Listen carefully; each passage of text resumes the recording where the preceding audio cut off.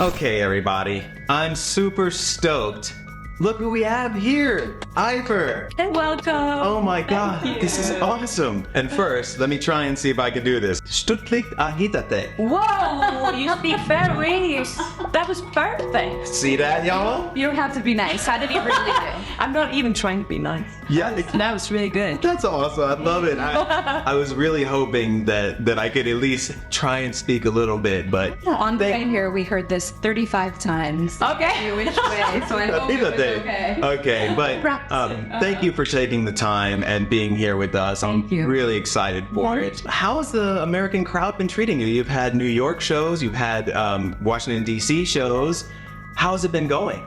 I mean, it's been incredible. I mean, I've been in America once before on tour, and now with Heilung, and it's every time I come here, I enjoy it so much. And the crowds are so great, and yeah. It sounds like the American crowd has received you really, really well. Based on what we're seeing, is that how you're feeling it? Well, I really feel welcomed, at least, when I perform, I feel that the crowd is really warm and, open-minded, and that's wonderful. And that's something that I feel is quite funny because in Scandinavia, where I'm from, the crowds are lovely too, but they have a different kind of way of expressing them. They don't express as much feelings. It's like all hidden in here.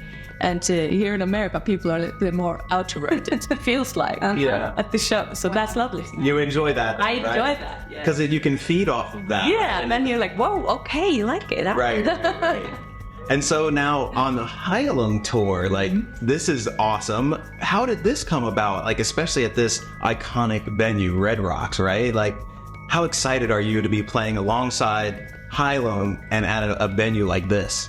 I mean, it's such a dream come true, first of all, to be here and to get to play at this incredible place. And so grateful to Heilung for inviting me along. Did you know them already previously? We knew each other just as a musician, I knew the guys in Heilung a little bit because we play music and are kind of in the same music world, Realm. say, in the Nordic scene. But then they contacted me a while back and invited me to join them on a tour they did in Europe. So I went along and it was such an amazing time. And we became really good friends. And they're so nice people. I love to hear that. So now I'm here at Red Rocks. That's excellent. And instead of traveling with one other artist or two, there's an entire group with all of the different performers. That must make for a fun before and after show experience for you. Oh, sure. Yes. This is there are a lot of musicians and warriors and... Oh, the warriors. Yeah. So cool. Warrior band. And the natives, the First Nations, right? Yeah. They were DC too, correct? Yes. Amazing. It's so beautiful and to see it because they're such a family, a community, and you feel very welcomed in their company. I love to hear that. Good. All right, so 16 years old, you started writing, or at least putting out your first album, right? Since then, you've done 12 albums, completely independent. Unbelievable. Insane. And congratulations on The God of War and The Last Kingdom. I mean, that's wildly successful. How does that make you feel to have something like that?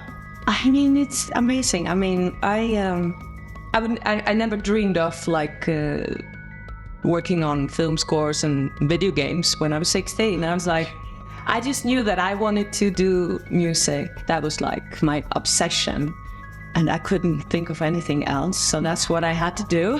I love that. So I made my first album, and the journey kind of took off from there, I guess. What a journey. What a journey it's been so far, yeah. Absolutely. And when you play shows, when you're playing a show tonight, do you enjoy playing music from your first beginning albums, or have you mentally moved on from those and you're more in the headspace of current material? I think that I don't play much material from my very first and second album.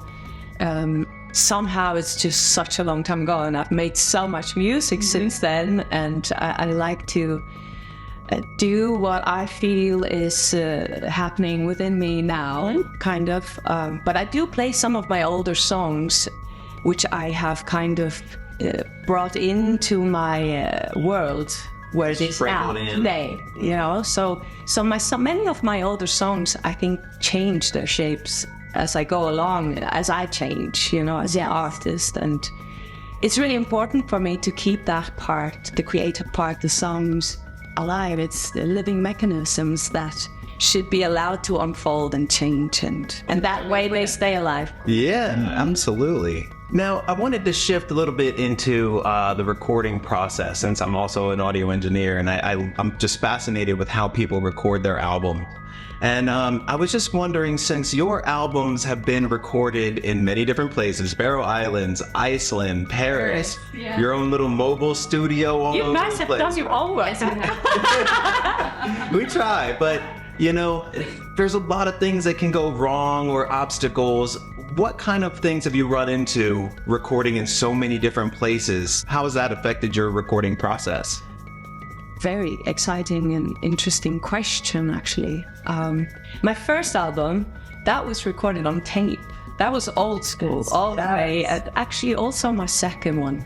And remembering that time when you recorded on tape, it was so amazing because there was a special focus involved, right? Because you can't redo things, right? Right. It's now or never, you know? Right. So that was an interesting process. But my later albums have been, because I started myself to get more into producing and stuff. So I started to record my albums more. Some stuff I record at home when I feel inspired, and other stuff I go into a studio somewhere, maybe in the Faroe Islands, maybe in Iceland, somewhere where there's a good studio. And I guess it's just, recording is always exciting, and it's also a challenge to capture capture the magic. You don't just want to record, you know, do you ever over and over again.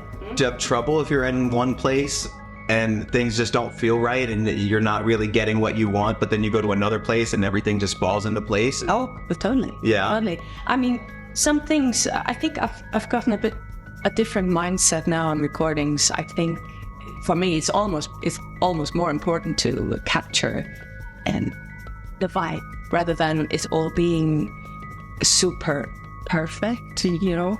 And for example, for my new album, I worked in this old abandoned school in a small village in the Faroe Islands.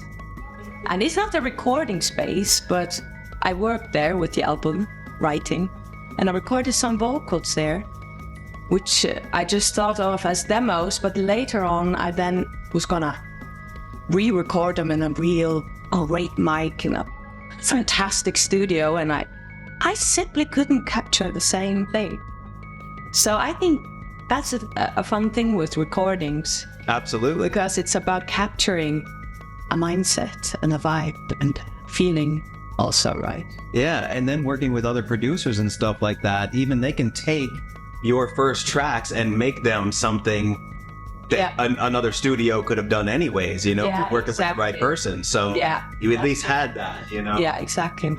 So I think, for me, sometimes, you know, I like sketch demo vocals end up on my albums because I'm like, okay, that was the right line, so let's just use that.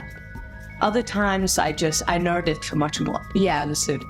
Well, similar but related, does the location where you are recording in any way influence the music as or oh yeah, for sure, writing it, both of those things? For sure, yeah. I do like, I have recorded many of my albums in the Faroe Islands. Yeah. Just because in my environment, I do like that. And nature and all the storms around me and, you know, all that. So, and that kind of like sneaks into the music as well, you know, when I record, those kind of feelings need to, I think I do like also to go to a quiet, abandoned place to write my music. Get in that zone. Yeah, you get in a certain zone. Yeah. I love that. Okay, so I want to shift gears into the new album since you brought that up and you've got that coming out June 14th. So any of y'all watching before then, sorry it's not out yet, but after June 14th, Y'all better go buy it. I'm super stoked to hear more of this, but I wanted to ask you, what are you most excited about with this album? And how has this differed from what you've done in the past?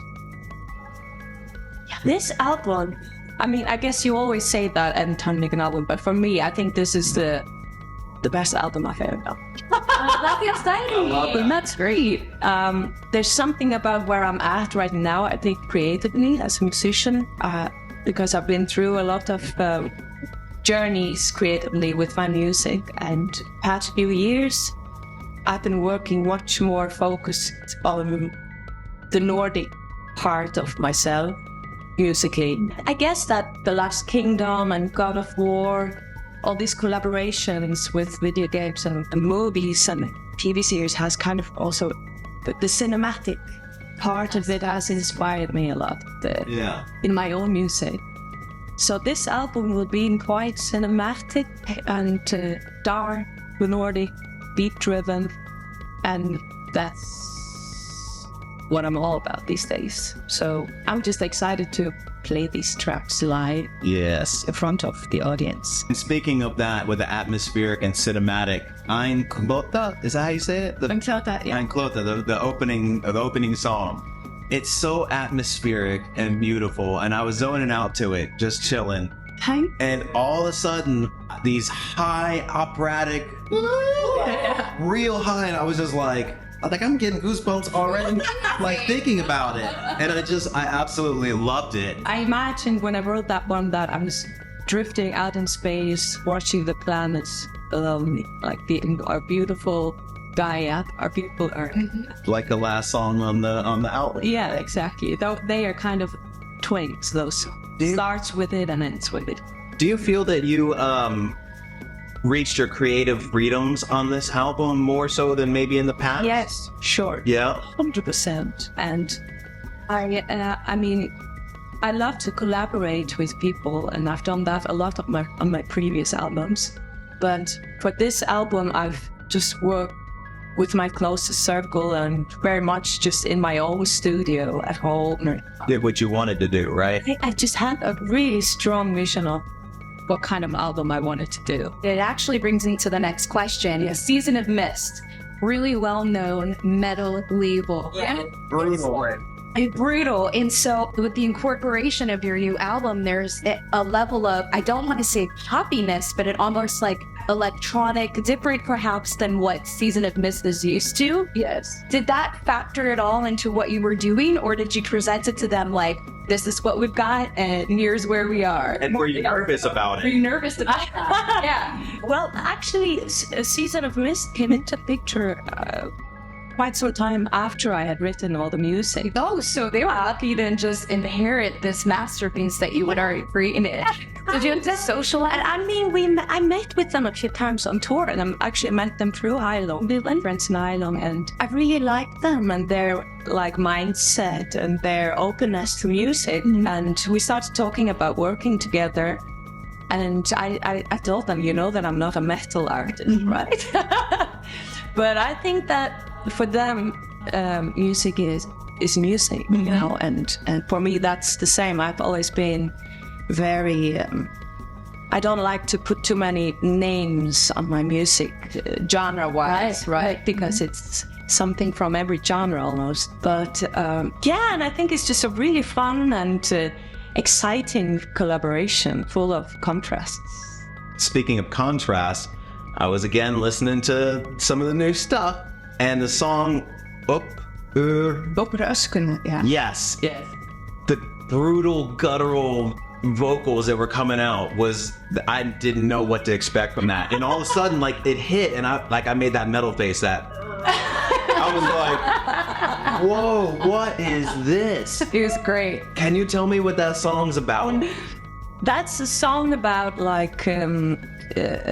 empowerment, I think. And it's very much about sisterhood also, but also just about rising from the ashes. You go through difficult things in life and you come out stronger on the other side, kind of. That's I love that. It's brutal. I was not expecting that. It's very, I love how we're talking about all the contrasts and stuff. That's amazing. Yeah, I enjoy contrasts. I think yeah, that is important. Good. My music. I loved when you were talking about space, when we were talking about the opening track, and you mentioned something before about a space opera.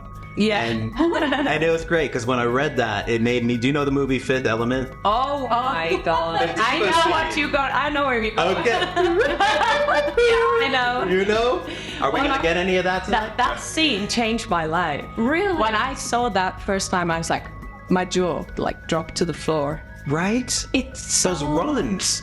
It's so incredible, and I always wanted to be that alien woman. She's amazing. Like, Yes. I thought it was awesome. Yeah. So cool. On ENN, the overall message that you would like to leave with people, is there one thing that when you sum up the album as a whole, what is that for you? What is the takeaway for you and how you want others to feel about it? Wow, that's a good question. I mean, often, when I write my songs, I feel a certain emotion about them, but then people experience something else. So I like to keep, the mystery of that and let people take it in and create their own reality out of it. But what I hope is that there's something on that album that people will connect with, something that will give them some kind of strength or hope or empowerment and love, We need a lot of that. We need that. The world is crazy right now, and I know you've spoken about, wars and all the crazy stuff going on, and I love that message, and I think the world needs to eat that up, Yes. and we're thankful that people like you are out there, trying to spread this, and we want to help do that. So Thank you. Thank you. I'm super stoked. So now, what is next for you? Your new album's coming out in June. Mm-hmm. You're gonna head to Europe and do some touring, or what's going on next after this tour? After this American tour we're doing now, we're doing an exciting show in London at Royal Albert Hall. Iconic. That. And then we have a lot of festivals in the summer, and a lot of it is metal festivals. How do you feel Which is about that? crazy. Do you listen to metal personally? So you've Not much. No. Okay. But I have some metal bands that I really like. But no, I love that. And the past few years, my audience has become more and more metal, and it blows my mind that the metal people like my music. But I'm so grateful that I love them to bits. I love that. It's a great community. It is. It is. It's such a beautiful community, and they're so dedicated, open-minded to music, which is so beautiful. And so we have a lot of festivals in summer, and then I have my own release tour in the fall. My album release tour. You're headlining? Yeah. Busy. Awesome. Wow, it's congratulations. So we're going to tour in Europe first, and then we're going actually with Heilung to Australia right after. That's I cool. never see that actually. Have you done that before down there? No? Exciting. So it's going to be a busy year with a lot of live shows going on, which is my favorite thing to do. So I hope you're able to take time and enjoy where you are instead of just fly in, fly out. I hope that for you personally. Yeah. sure. Well, we don't want to take too much more of your time. It's so gracious. Yeah, you guys have been awesome, and we're very thankful that you took the time. But we do have a few fun things that we like to do as lightning rounds. So usually, the first thing that comes to your mind, just a couple of different fun questions. Okay? All right. So here we go with the lightning round. What is your favorite non-music activity? To paint.